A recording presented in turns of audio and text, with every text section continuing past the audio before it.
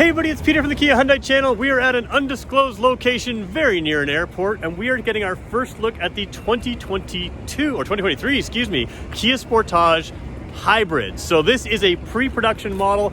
Everything here, it could change by the time it hits production.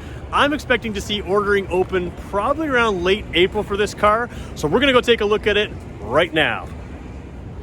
All right, the first thing we're gonna do is go around the outside of this car. So of course, a very similar look to the gasoline car. We don't know the exact trim line of this, again, pre-production hybrid model. These are probably going to be the wheels you'll see on the hybrid, but you see some B-roll video that I'm rolling for you now of another hybrid model going around the test track here. We got to spend some time on the test track today, and I can tell you this car, even in the hybrid version, handles very, very well. Traditionally, hybrids feel a little top heavy. They do not handle very well because of placement of batteries and that kind of thing, but they've really dialed it in well on this one.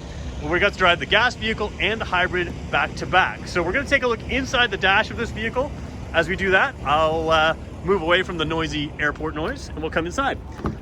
All right, inside, very typical Sportage stuff. So again, we don't have a trim line of this vehicle here. It is a vehicle that is pre-production. And we're sitting here in the sun. I'm just gonna put the windows up, trying to keep it nice and quiet in here. So we've got a few different things in here. Obviously a little bit different display here. If you can see in the dash, we've got some hybrid displays, and that's all typical stuff that we're gonna see. Overall steering wheel, again, very similar feel here. This is obviously the round steering wheel that we would expect in a Sportage. The comfort of this car is excellent. Whether it's gas or hybrid, you're really not gonna be able to tell a whole lot of difference between these two. And you know what, I'm gonna pull this, well, maybe I won't drive it around. Trying to get some clarity here.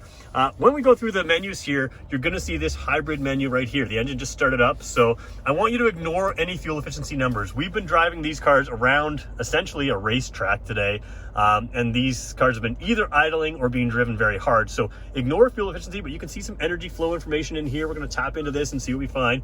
You know, there's a little bit more information, see if we can tap into anything further. So this is all stuff we're gonna play with. If you're interested in this car, make sure you subscribe to the channel because we are gonna have more of this in the future. Let's just see, we pull up our 1/3, yeah, all the same stuff as we would have in our gas cars, navigation here, all the same type of stuff. So lots to go through here in the car. As we come down here, again, typical Sportage stuff here. You have your climate settings here, and you can switch this here from climate to our traditional kind of duplicate radio buttons here, and in there you still have some basic auto climate. So in a hybrid especially, generally speaking, you want to use your auto climate setting, and you want to probably set your temperature down here to something sort of reasonable. This is in Fahrenheit right now, but of course it will be available in Celsius when we change the settings on that car a little bit later. And again, we can switch down to our radio buttons, leaving it on auto climate.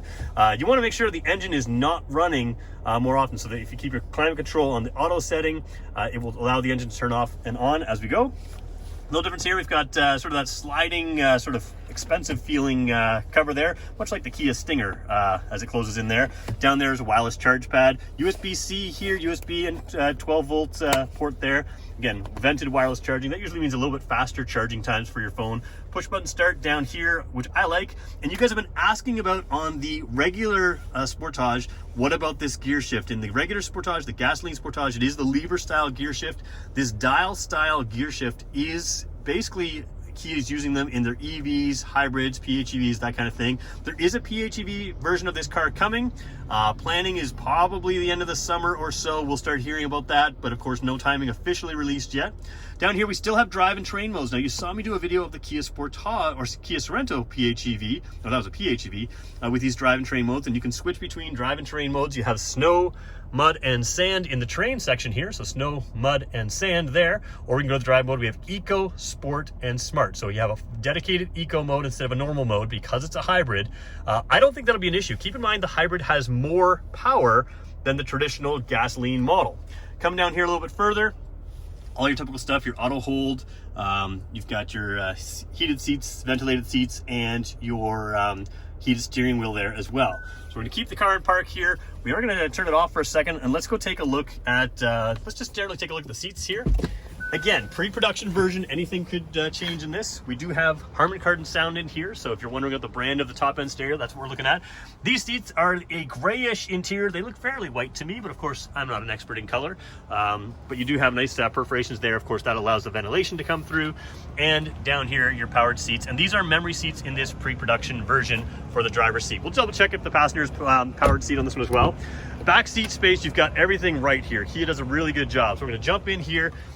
You can't see me right now. I'd have to pause the video, but I can tell you I have tons of headroom in here. And taking a look here, again, when I say they do everything right, we're looking for things like heated seats. Again, heated seat bottoms in this car. I really like the style of the door handles here. The two-tone looks really sharp. You got a bottle holder in the door. As we come around the seat panels, I like plastic back seats. You can wipe them clean easily if you've got kids. It should have a pocket on both sides. And of course, Kia gets that right. They do a pocket on the passenger side. You've got the hook over here. USB-C ports in the seat. So your rear passengers do have a place to put a USB-C. Down here, you've got the vent, which a lot of people are looking for. And again, matching that on the driver's side. They're not cheaping out with, no pocket here. So again, heated rear seats is the big thing. Lots of headroom. And the big thing when you're looking up here, you've got this big panoramic roof. And this is still, again, in the hybrid. There's really no indication this is an eco vehicle as much as just a sort of a luxury type vehicle that gets great efficiency and has more power than the traditional gasoline model. Gonna take a look at the trunk here as we come to the back. It is, of course, a power-operated trunk on this vehicle, so you just touch it there. Lots of ways to open that. It'll be a smart trunk, of course, so we can open that up. Over here, cargo cover, again, pre-production version, not sure what trim lines or anything these are coming in. You can see the cargo cover can be mounted further ahead or further back here, and that allows the seats to have quite a bit of recline. Down here, even though it's an eco vehicle, hey, we've got a plane going by, we're gonna wait. Even though it's an eco vehicle, we have the spare tire underneath there. Looks like a cargo net and other things as well. 12-volt port, and of course, there's your 12-volt port right there. You can fold the seats down, just pulling that handle, and of course, LED lighting, which will be complete through the interior. Again, pre-production model. So let's wrap this up for you. All right, so when we wrap up this video, again, that is a pre-production look at the first hybrid that I've seen. Like I said, we drove it around the track today, drives really well. So the big thing you're looking at is more power and more efficiency, more space than the previous Sportage.